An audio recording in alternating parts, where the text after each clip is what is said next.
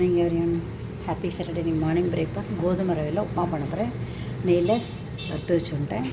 கேரட்டும் உருளைக்கிழங்கும் வேக வச்சுடலாம். அதை எடுத்துகிட்டு கடுகு உளுத்தம் தாச்சிக்கிட்டு பச்சை மிளகா வெங்காயம் வதக்கிட்டு தக்காளி பாதி போகிறோம். அதையும் வதக்கிட்டு கருவேப்பிலை போட்டு வதக்கிட்டு வெந்தக்காயை போட்டு தண்ணி விட்டு உப்பு போட்டு கோதுமை ரவை போட்டு உப்புமா ரெடி ஆகிடும். பண்ணலாம் பார்க்கலாம். உருளைக்கிழங்கு வெங்காயமும் தேவையான உப்பு போட்டுட்டு வேக வச்சுடலாம். உருளைக்கிழங்கு கேரட்டை வெந்துட்டு கடுகு உளுத்தம் தாச்சி போட்டுட்டு பச்சை மிளகா கருவேப்பிலை போட்டு வெங்காயம் வதக்கிட்டு இப்போ தக்காளி வதக்கிட்டு வேக வச்ச காயை போட்டுடலாம்.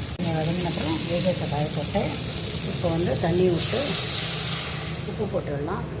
இல்லை கொதிக்கட்டும். அப்புறம் ரவையை போடலாம். கோதுமை ரவை கொதிச்சு வருது பாருங்கள் தண்ணி. இப்போ கோதுமை ரவையை போட்டு முடி வச்சிடலாம். உப்புமா ரெடி ஆகிடும். ரவை போட்டு கொத்தமல்லி போட்டு ஒரு பிஞ்ச் சக்கரை போட்டு நெய்யும் விட்டுருக்கேன். முடி வச்சுலாம் வேகட்டும். முக்கியமான தெளிவாக உப்புமா கோதுமை ரவை உப்புமா ரெடி ஆகிடுச்சு. நீங்கள் பண்ணி பார்த்து கமெண்ட் பண்ணுங்கள். சப்ஸ்கிரைப் பண்ண ப்ளீஸ். Thank you so much. இப்போ தலியா கோதுமை ரவை உப்புமாவோட தக்காளி தூக்கி சாப்பிட இந்த பத்தில் பண்ணி பார்த்து கமெண்ட் பண்ணுங்கள். சப்ஸ்கிரைப் பண்ண ப்ளீஸ். Thank you so much.